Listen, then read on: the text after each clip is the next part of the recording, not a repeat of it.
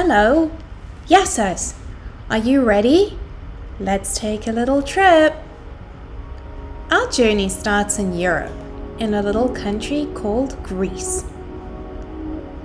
Our rich history and proud heritage, from the myths of ancient Greek gods and the temples dedicated to them to fables of Aesop, our ancestors contributed a lot to life as we know it now. Democracy, philosophy, the Olympics, marathons, cartography, which is the drawing of maps, theater, where drama comes from, medicine, mathematics, and even umbrellas and alarm clocks all have roots in ancient Greece. But these stories and lessons are for another day. Let's learn some facts about Greece. The language spoken is Greek. The religion is Orthodox. It's a form of Christianity. The capital city is Athens, which is historically the oldest city in Europe. The currency, or the money they use, is the euro. And the industry? Well, Greece is the third largest olive oil producer in the world.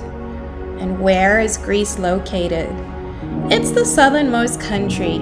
It borders Albania, Northern Macedonia, Bulgaria, and Turkey in Europe, and is surrounded by the Ionian, Mediterranean, and Aegean seas. Now let's take a look.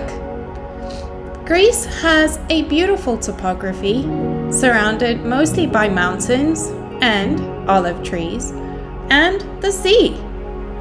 We'll find old buildings, ruins, there's some temples, all dedicated to the ancient gods. We'll find the blue domes in Santorini Island, and we'll find beautiful white beaches. You'll see Matthew here enjoying his patates, his favorite treat. Let's take a look at the Greek national dress. Men, also referred to as tsolya, wear a fustanella. Women will wear an amalia outfit. This traditional dress can still be seen worn by the National Guard at Constitution Square in Athens. It's a historic military outfit that was worn by our soldiers in the War of Independence. Fun fact, much like the beef eaters in London, the Greek Evzones are to remain on guard and have no reaction no matter what you do to make them laugh. Hey, should we teach your friends at school how to speak Greek? Greek. Yeah, should we show them how to speak Greek? Yeah? Okay. So Matthew, how do we say good morning? We say kalimera. Yeah. Say kalimera. Kamia. Kalimera. And how do we say good night, Matthew? And good night, friends. Say kalinichta. Kanita moon. Kalinichta moon. That's right. Now, when we say yes in Greek, we say ne. Can you say ne? Yeah. Ne. Okay, now, if we want to say no in Greek, we say ohi. Ohi. Can you say ohi? Ohi. Ohi. Can you say ohi? Ohi. Right. And if we want something, we say please. Please. And please in Greek is parakalo. Where you go? There you go, parakalo. Where you go? And when we get what we want, we say thank you. Thank you. And in Greek, that is ευχαριστώ. Yes. Can you say ευχαριστώ, Matthew? And stop.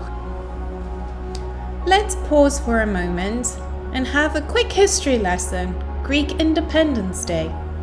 Much like the 4th of July here in the United States, Greeks celebrate their own Independence Day on March 25th. It's a national holiday which marks the start of the War of Independence against the Ottoman Empire, which began in 1821 and ended 8 long years later in 1829. Towns and villages hold parades where school children march in traditional Greek costume, like you saw earlier, and carry Greek flags. The churches are also decorated because March 25th marks the Feast of the Annunciation, one of the holiest days in the Greek Orthodox Church. Now, all this listening has probably made you hungry. Should we go to Yaya's house and make a special treat? Let's go!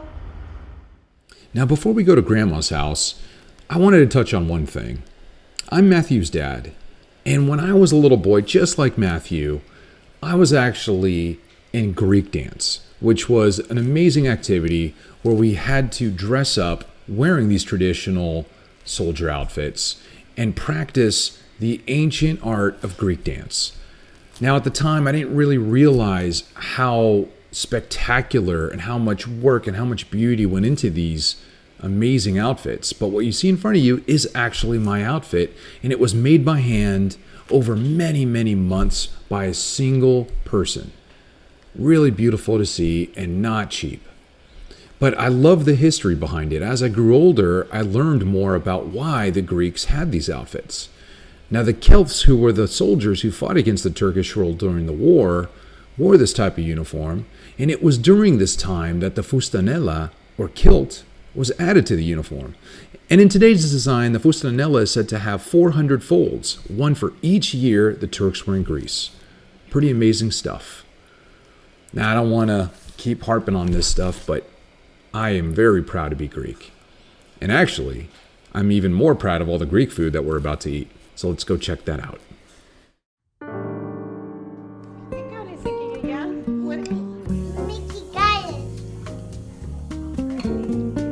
Τι κάνει η γιαγιά? Τυρόπιτες. Τυρόπιτες.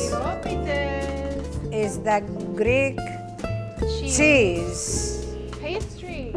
Pastries. Yummy, right? Yaya is using 2 philos With butter? with butter. Always. We polish every single Pastry sheet? pastry sheet with butter To make it flaky? to make it nice and flaky. Look, let's watch Yaya. What's Yaya? And now we divide Into 3? into 3. And we make a little of patch right there. Look, Matthew. Is that the cheese? And this is feta, Parmesan cheese, ricotta, and carrot cheese, and eggs. And what herbs? Eggs, salt, pepper. Oregano? No. Just Salt, and pepper. Matthew, kita. Yummy, yummy. Now we folding. Oh, kita lagi kami.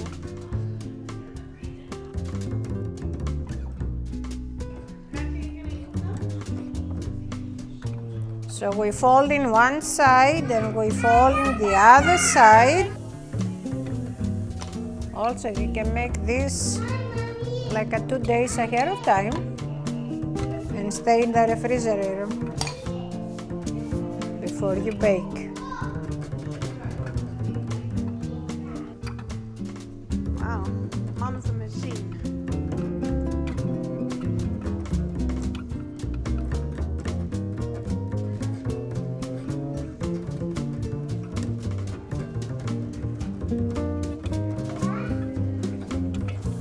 So we cover the edges, so when the tiropita bakes in the oven, the ingredients stay in place.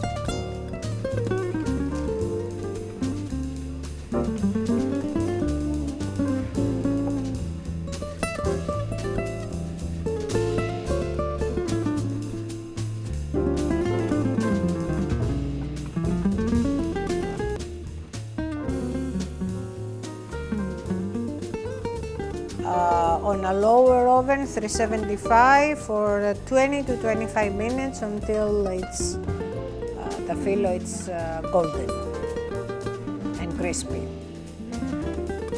That's it.